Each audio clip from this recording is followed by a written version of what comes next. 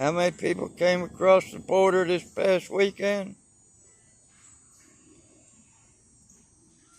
And how many homeless people do we have? That happens to be somebody I know, by the way.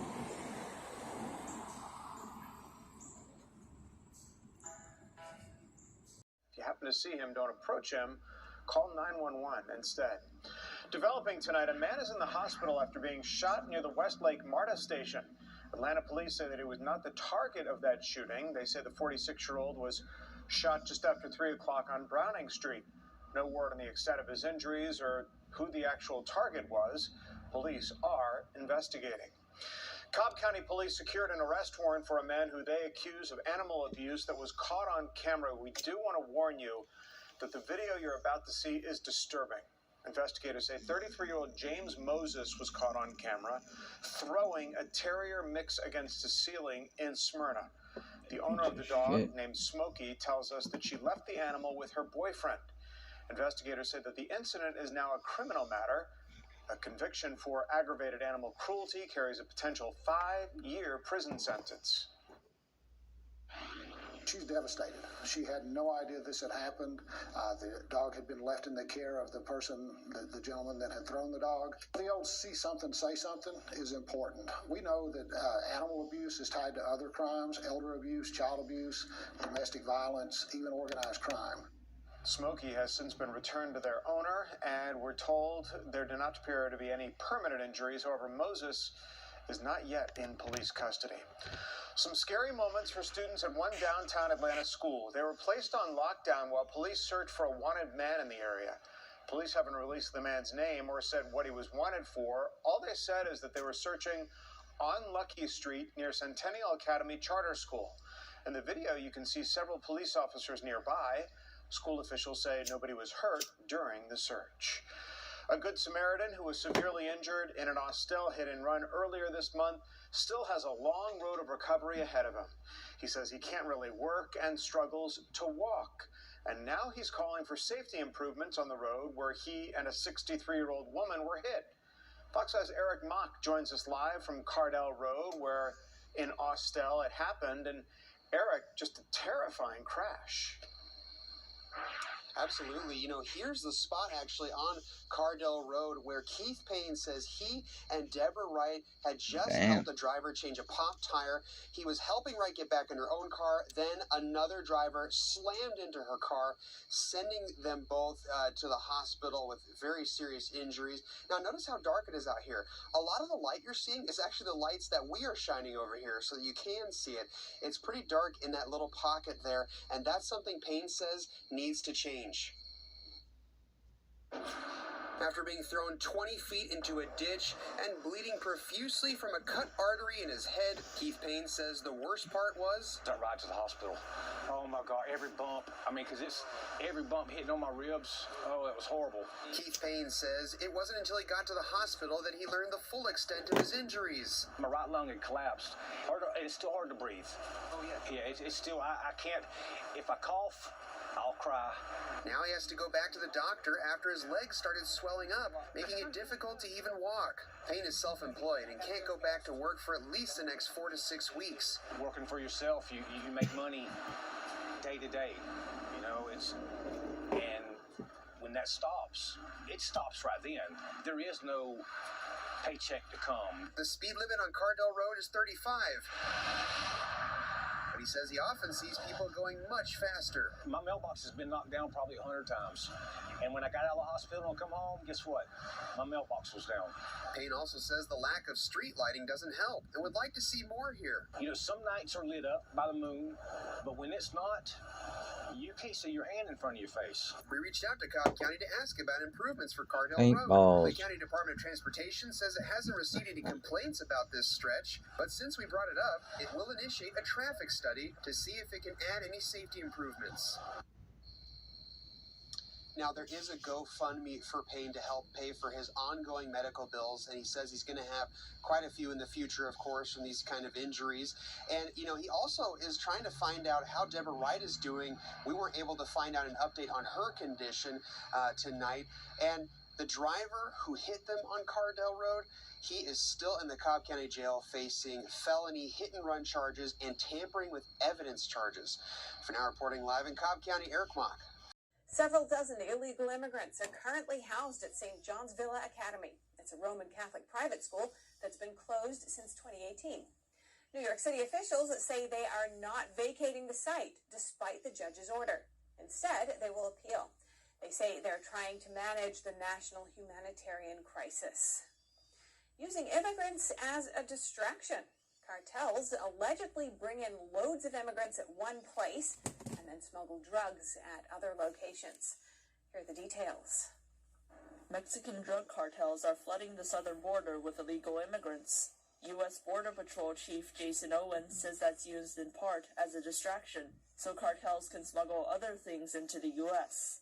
He told ABC one of those things is illicit fentanyl. In terms of flow and the threats that we're seeing with fentanyl and with the criminal organizations that are our adversary, it's about as bad as I've ever seen it. He said other things the cartels bring in this way are bulk cash, weapons, hardened criminals, gang members, and even convicted sexual predators. Mr. Owens also said that the primary focus of border agents should be to stop the smuggling of those things, but they're overwhelmed with tens of thousands of illegal immigrants flooding the border. CDC data shows about 71,000 Americans died from overdosing on synthetic opioids such as fentanyl in 2021. That was up from almost 58,000 in 2020. The rate of opioid overdose deaths in 2021 was over 20 times the rate in 2013. Meanwhile, House Republican Tony Gonzalez of Texas says we shouldn't rely on other nations to solve the border crisis. If we're going to rely on Mexico, there was just this deal. If we're going to rely on Mexico to handle our immigration system, I'm very concerned with that because they've failed in every aspect. You just look at the fentanyl crisis. Mexico has not helped us in this area, so we can't rely on other countries to handle our national security. Just last week, Homeland Security made the announcement it was deploying more military personnel to the border. The agency announced 800 new active-duty troops were being sent to the border to help the 2,500 federal National Guard members already assisting CBP. That's across the entire length of the southern border. The Biden administration aims to keep the U.S. refugee cap at 125,000. That's according to a draft report obtained by CNN. It recommends an increase in the number of arrivals from the Western Hemisphere and a decrease from Europe and Central Asia. These changes could provide a legal avenue for migrants without having to journey to the U.S.-Mexico border. And Democratic contender Robert F. Kennedy Jr. this week criticized President Biden over the border and what he called a humanitarian crisis. That as pressure from other quarters over Biden's border policies increases. New York City officials in court today defending Mayor Eric Adams' latest move. He's attempting to reduce the length of... You tell them one person in this room could harm their infant if they get the shot and still feed their infants. Now, do you think those women would still breastfeed their infants knowing that? Do you believe people should have been told this? Well, normally we would call that informed consent. And this was known. In fact, it's published. Again, the question is, why were we not told that this data, is on it? Why were they not allowed to see this kind of data? Now, one of the big problems here is the number of women included in the studies that were previously used to dismiss any concerns. The study we mentioned earlier, the one cited by Reuters, when it said there was no trace of mRNA found in breast milk after women got the shots, that was based on just 7 women. Now, aside from getting the facts wrong about mRNA being in breast milk, how is a study on 7 women going to give accurate data like this? Even the new Lancet study, which found that breast milk does or can contain mRNA after the shots, that was based on a study of just 13 women. Any kind of serious health effects for infants, that would need around 44 women at least, ideally even more, if they're going to give us some valid medical data. So how are we still told this is safe? Now, back to that Pfizer report, when they tested the vaccines on these nursing mothers, it said that they had 5 cases where the infants developed pyrexia. 4 of them got rashes. Some of the infants became irritable. Others vomited, got diarrhea. Many of them suffered from other issues as well. Lethargy, even again other illnesses, among other things. And despite this, it still concluded there were no safety signals that emerged from the review of these cases of use in pregnancy and while breastfeeding. Interestingly. So no safety issues when pregnant or breastfeeding. What about those pregnant women? Now remember, the CDC as of now still recommends that pregnant women get the COVID shots. It claims they have not found any safety concerns for people who received an mRNA COVID-19 vaccine late in pregnancy or for their babies. And it says scientists have not found an increased risk for miscarriage among pregnant people who received an mRNA COVID-19 vaccine just before or during early pregnancy. Is that true then? Well, what do the actual documents say? What does Pfizer have to say about this? What do these reports have to say they tried keeping hidden from us? Well, if we go back to page 12 of that study, here's what it actually says. Now, they tested these shots on 270 pregnant mothers. Out of those 270, 23 suffered spontaneous abortion. In other words, they lost their babies. 5 of these were listed as outcome pending. 2 cases included premature birth with neonatal death, spontaneous abortion with intrauterine death. 1 case included spontaneous abortion with neonatal death and normal outcome. So the infants were dying. In other words, 23 cases out of 270. That's about 1 out of every 11 or 12 people. Look, if you got a room of 12 pregnant women and you told them if they got this shot, 1 of them would lose their infant, their unborn baby would die, do you think they'd still do it? Well, why aren't they being told this? What about the rest of those pregnancies? Remember, 270 pregnant women, what happened to them? Well, it says no outcome was provided for 238 pregnancies. You can take that as you will. It adds as well that in 124 of those pregnant women, there were 49 non-serious issues and 75 serious health issues, which, quote, occurred in the vaccinated mothers. Now, this all seems pretty serious to me, personally, and I think just as serious is the fact that the medical establishment keeps telling us things are safe when the data shows otherwise. The media establishment keeps on lying to us, or they get the information wrong. And even when it's shown that they are wrong, they don't seem to backtrack on it, yet still have the goal to call people who get it right conspiracy theorists. Labels of medical misinformation, well, they're just becoming tools of censorship. We're told for some reason to deny the facts in front of us. It's contradictions and it's falsehoods, and it's being peddled as settled science. Like many other areas as well. Now, in other news, the impeachment inquiries into President Joe Biden start this week in just a couple days, and House Republicans have just detailed the next step. We'll discuss more on this after the break. And their families held hostage, says Abbas. Evidence is also growing that the Chinese regime has expanded its forced organ harvesting industry to target Uyghurs. Crematorias are being built next to concentration camps for the culture doesn't practice cremation. This is American Thought Leaders and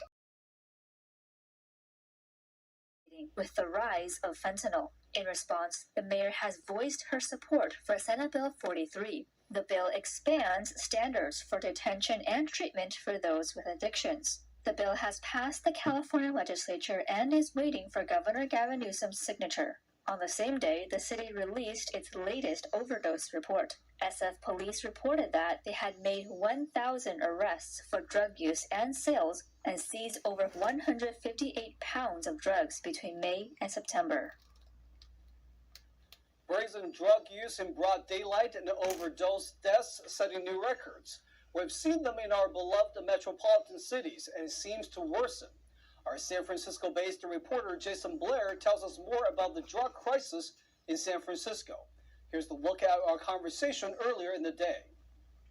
Jason, thanks for joining us today. You've been reporting on crime and drugs from San Francisco for quite some time now. Could you please break down the situation in San Francisco for us? What are the levels of drug overdose? Yeah, so drug overdose has been a hot topic lately. Unfortunately, this past August, there has been 84 overdoses recorded, which is a record high, tying January this year for overdose deaths in the city. So far, 2023 is looking like it's going to be the deadliest year so far since records have been kept since 2020. 2020 had a pretty high rate of overdose deaths with about 720. And people are saying if things continue as they are now in 2023, it's going to get up into the 800s. What are local residents saying about it? Well, yeah, I mean, it is a horrible thing. Most people are seeing it more in their daily life out in the streets. There are a mixture of opinions about how to deal with it. Some people are on more of what they refer to as harm reduction, where they're actually handing out needles, clean supplies. There are people that walk around some of the troubled neighborhoods with Narcan to help reduce overdoses, to help reverse overdoses. And there's also been the controversial drug supervision sites where people actually supervise people using drugs to make sure they don't overdose. And then there's a side where they want to see these drug dealers held accountable. They want to see tougher action towards them. It seems like a lot of them aren't really getting arrested and going to jail. They want to see more police out in the street and around the neighborhoods, and really just get a little bit, tougher on the situation. So why is the problem getting worse despite all the public and media attention that have been paid to this crisis? Well, there's a number of different factors. I think just the amount of drugs, coming in is a factor. We, as we can trace it back to a lot of the fentanyl is being made in China, going through the cartels through Mexico. So it's just a factor of how much is actually coming into the city.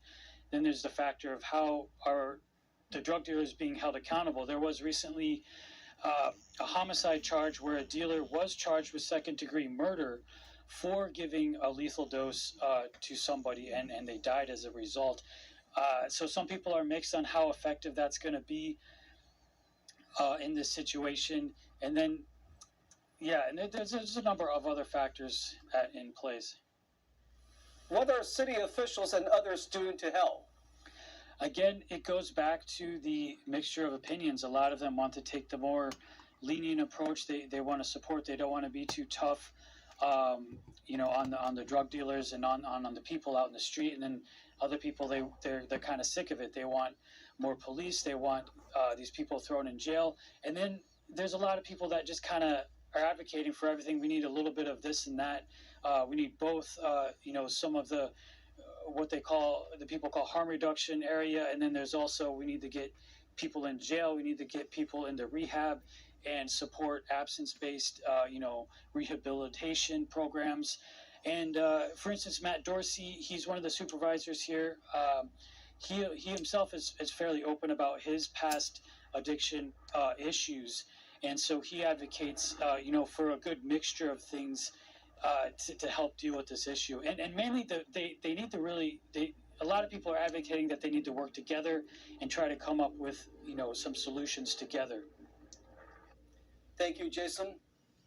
A thief strikes and unlocks the car at a gas station. He steals a purse and stole over $2,000 from the victim's Venmo account. NTD's Stephanie Secal reports. In a shocking turn of events, a routine stop at this El Monte gas station turned into a burglary. A surveillance camera captured footage of a burglar entering an unlocked vehicle belonging to a woman at an El Monte gas station. The thief then escaped with her purse, which contained her cell phone. Adding to the unfortunate situation, the thief reportedly used the woman's Venmo account to transfer $2,500 to his own account. According to the information provided by El Monte Police Department, this incident occurred at a gas station situated near the junction of Gravy Avenue and Durfee Avenue on September 21st. So far, no arrests have been made in connection with this break-in. In response to this incident, the authorities are now issuing a warning to the general public, emphasizing the importance of remaining vigilant and ensuring that car doors are locked at all times. Stephanie Secal, NTD News, El Monte. Uber is partnering with taxis in Southern California. The goal is to increase the from